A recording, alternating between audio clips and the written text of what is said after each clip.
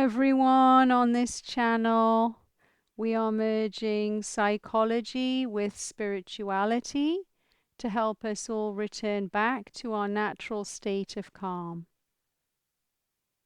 And the theme in this video today is how we don't actually know where one person begins and another one ends. It's a unity perspective. And there are some insights that I've noticed in the therapy room, and I'd love to share them with you.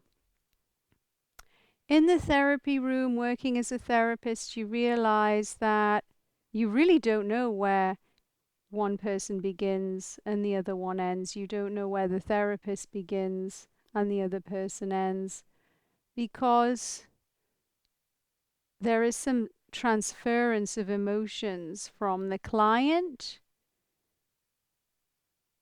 to the therapist. And a therapist who's sensitive to this can notice sometimes when a client is giving them emotions that they don't have access to feeling or are overwhelmed with and need somebody to hold space to absorb those big emotions. And so it's a co-creation. And so we have to be very sensitive as therapists after sessions to notice if there's any residue, if there's anything that hasn't been dissolved in the session, or even if the feelings that we have after the session are our own feelings. And isn't that interesting that we're able to feel other people's emotions? So if we can feel other people's emotions, then we're all so interconnected. And so there's a lot going on deep beneath the surface of some sessions or some healers' work or guides' work. If a client comes to see a therapist, or if a client comes to see a guide or a healer, they have an intention to heal. And they put attention on their intention to heal. And that attention, that charged consciousness, gets a lot of support of nature. And so when they come and meet somebody and they're met with non-judgment, they're met with openness, they're met with compassion and loving kindness, and a sense of equality. So there's no difference between you and me. We all have access to a wide range of emotions, and some of us get to feel those emotions, and some of us get to repress those emotions, and some of us get to share those emotions, but that just depends on our coping strategies, on our childhood, on our culture, on a lot of subconscious mechanisms that are going on outside of our awareness. And then the therapist has the intention to heal, create a healing space, heal the world through the transmutation of whatever goes on in a session. And then the client comes in and they want to heal themselves, and whatever you do healing wise to yourself, you do for the collective. And so these dual beautiful intentions come together, and then they get support of nature, and there's a healing space that's provided. And then anything that needs to come to the surface that's been hidden gets to come up and dissolved within the safe space. And it has to be a safe space for these hidden dark emotions or things that we're having trouble seeing or getting access to. It has to be a safe space for them to arise in. And so if there's any judgment from the therapist or healer or guide, if there's any lack of compassion or impatience or sense of inequality, I'm better than you, or you've got the problem I don't, that inequality, then there isn't the safety for those darker aspects of humanity to come out into the light of consciousness and get dissolved. And this work is sacred work, it's important work.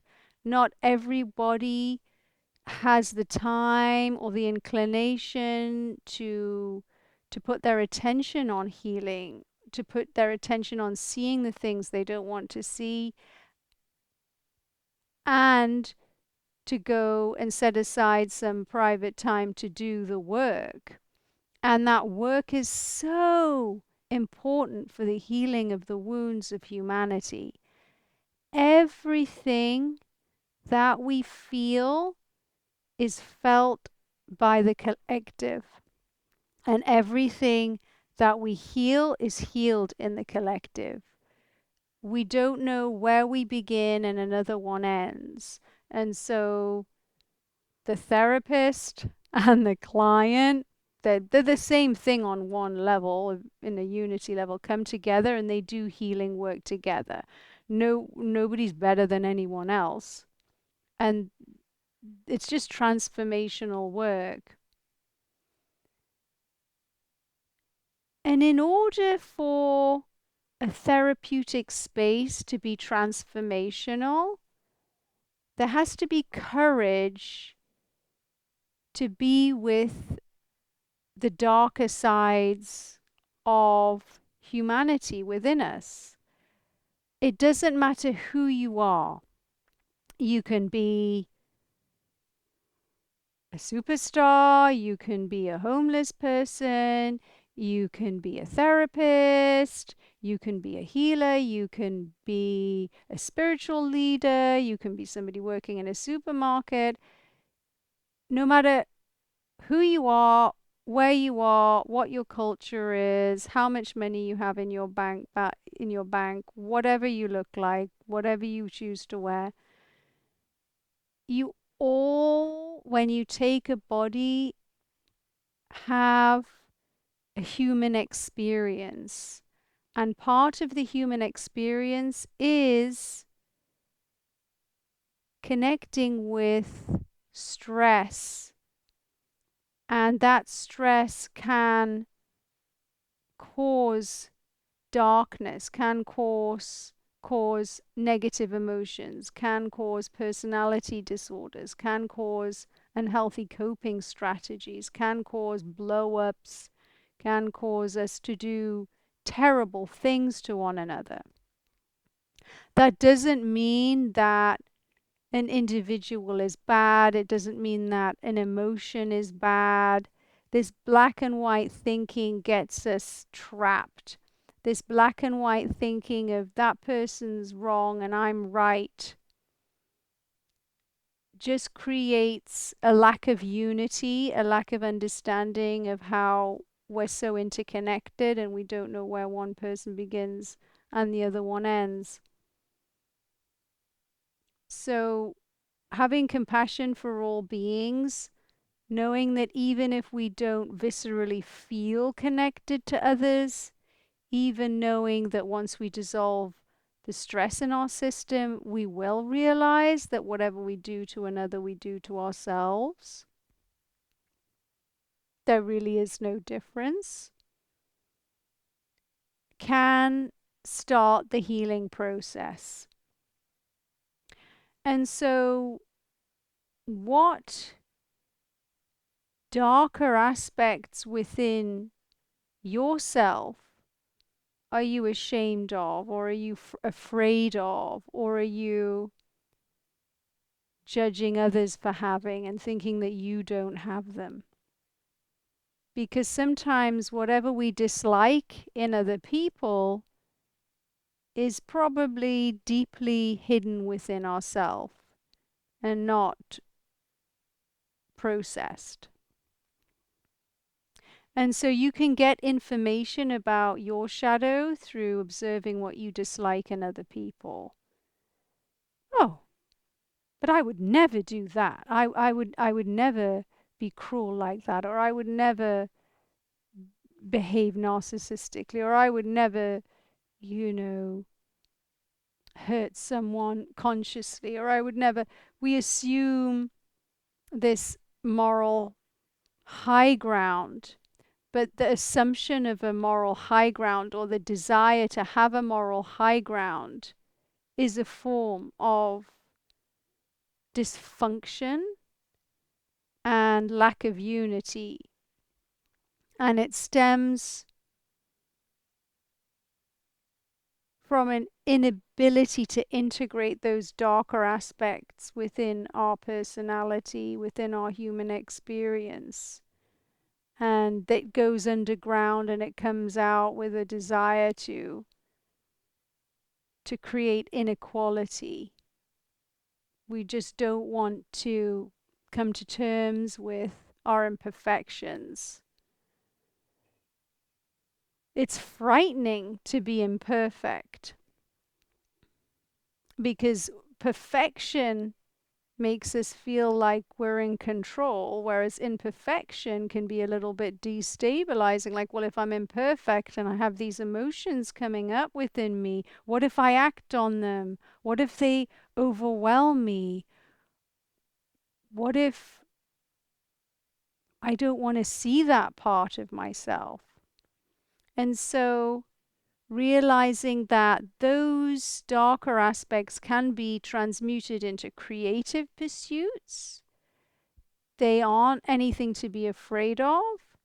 They can be used for spiritual practices. They can be transmuted into higher states of consciousness. But whatever we're trying to push away, it just persists. Whatever you resist persists.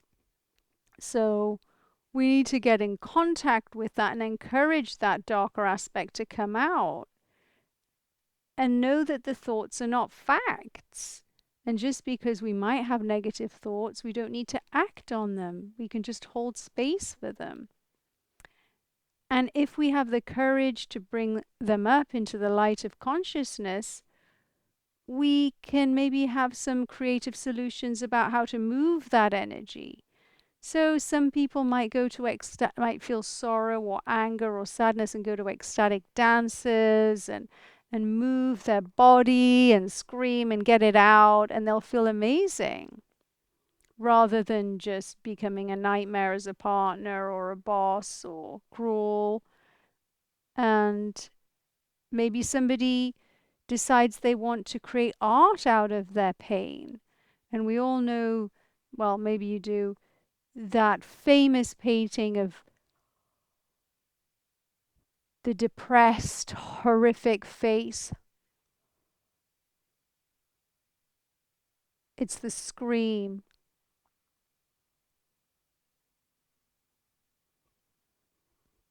And when people look at that, they can recognize, wow, I've felt that horror in my life. And they can connect to the artist, and they can feel that they're not alone, and that that emotion is shared between the artist and the viewer of the painting. And so art, creating art out of those shadow sides, can be a way of bringing it up into the collective. There are many different things that we can do just by not being afraid of it.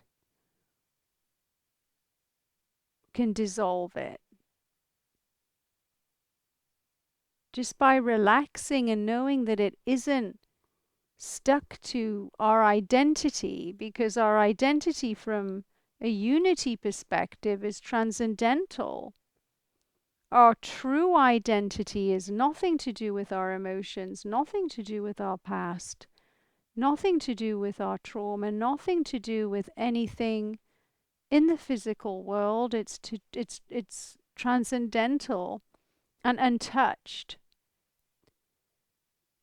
And we're able to witness from that transcendental space anything that is temporary, that comes and goes in the relative world, such as emotions, such as thoughts, such as mistakes. And some mistakes are a mistake not to make because they are part of our spiritual evolution. And so we can observe things flowing in and out of our physiology, like guests coming and going, and we can welcome all the guests in. There's a beautiful poem about this, The Guest House. Without resistance.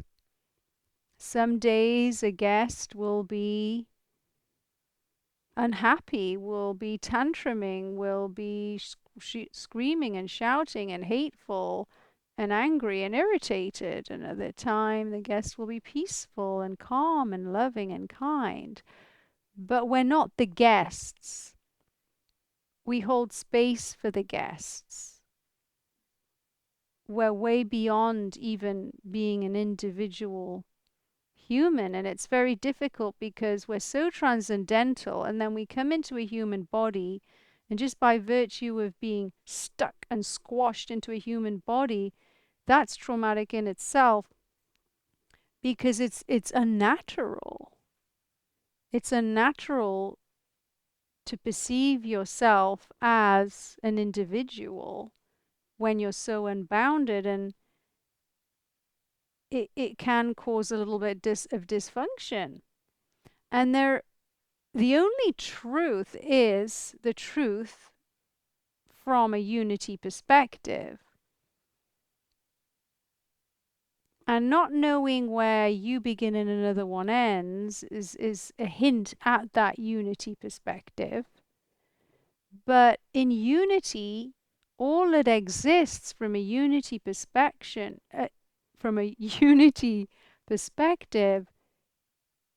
is oneness, is love, is compassion for all beings. And so it can be helpful when we're moving through the kingdom, when we're trying to figure out what to listen to and what to discard, and to develop our discrimination so we don't blow up or blow up other people's lives, is to ask questions such as, is that way of thinking or that belief system or that thought promoting compassion? Because if it's not compassionate, it's not the truth.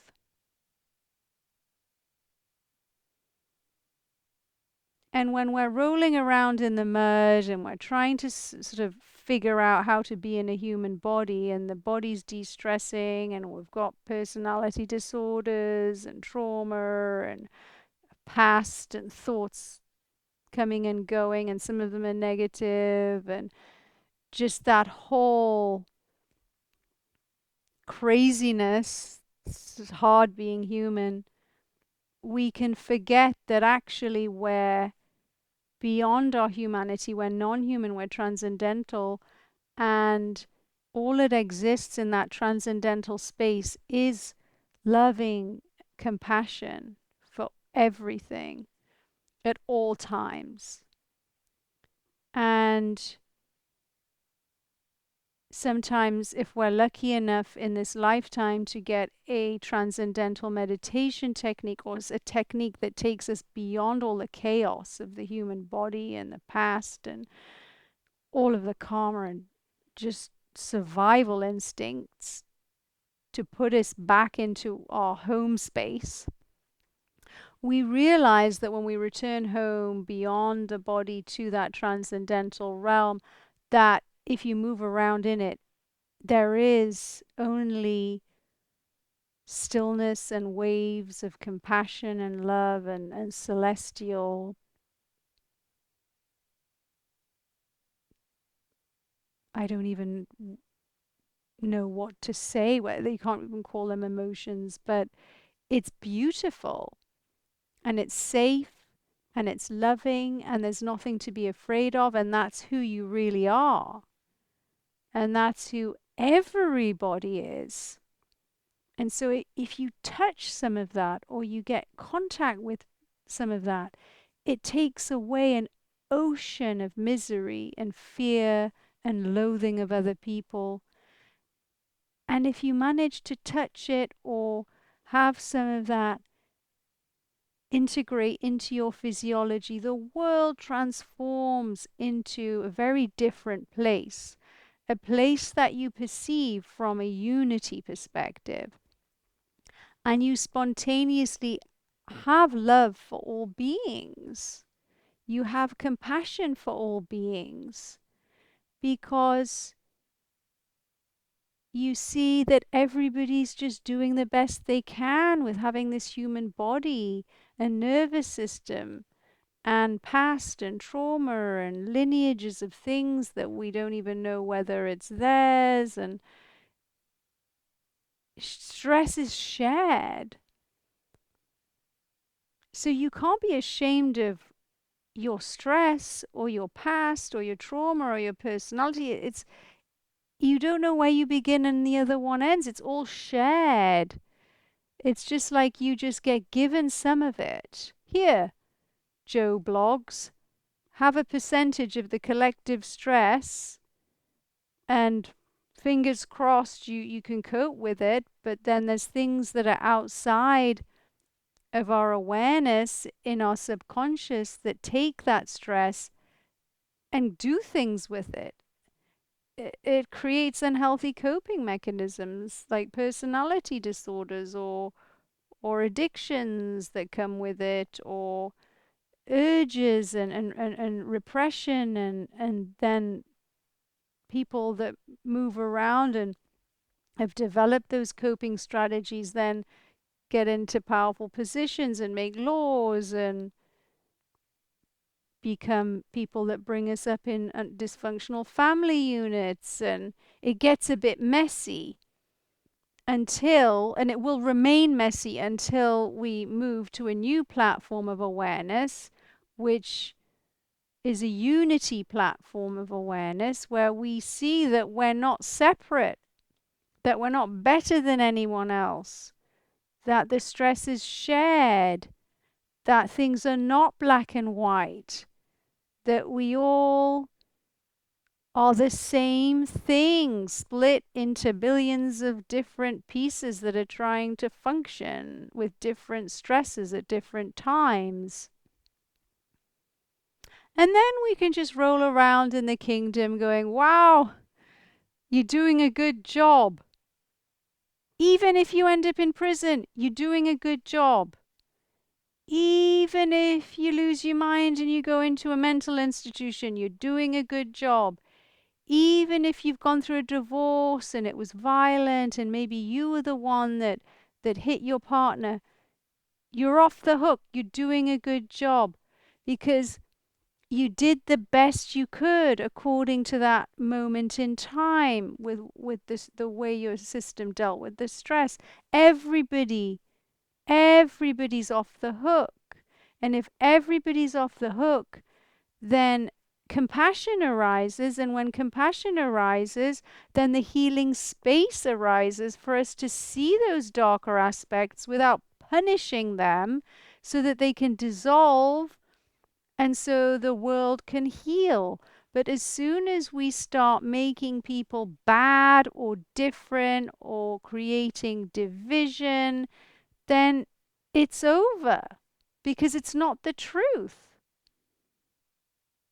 And only the truth gets support of nature, and only the truth is healing, and only the truth, and I'm going to get cliched, will set us free. And the truth is all that exists is love and compassion. And anything that you want support with, if you come to it with love and compassion, it will get support. And so if you notice within yourself that there's an inability to feel love and compassion, or there's judgment for others, just know that's stress and just put your attention on it. Like, oh, isn't that interesting? And just the awareness that observes the fact that there's stress and you're not able to connect to love and compassion in itself is huge for humanity. So no matter where you are, no matter what's going on in your physiology at this moment in time, whether you're hating at the minute or whether you're feeling loving kindness, it doesn't matter. The person that hates right now and isn't acting on that hate, but is allowing that hate to be present, knowing it's going to dissolve in its own time, is just as valuable as the person that's in ecstatic love state and hugging people.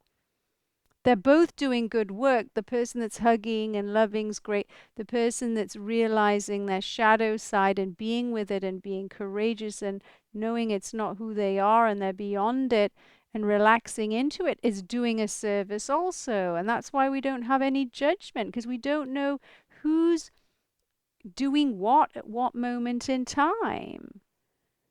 And we're all serving. And so I just wanted to share that. And to share that our emotions are all interconnected and shared, and you don't even know whether what you're feeling is part of your community or your lineage or your culture. It's not your emotions, they don't belong to you. They're given to you by an intelligence in nature as a gift for you to to do the work, to dissolve, to do your social service, and they also contain information within them of where you're wounded or blocked. And that's why sometimes therapy can be helpful, because it can be hard to kind of figure it out for yourself or see blind spots or just charge the space as an individual so that there's enough non-judgmental compassion for it to exit.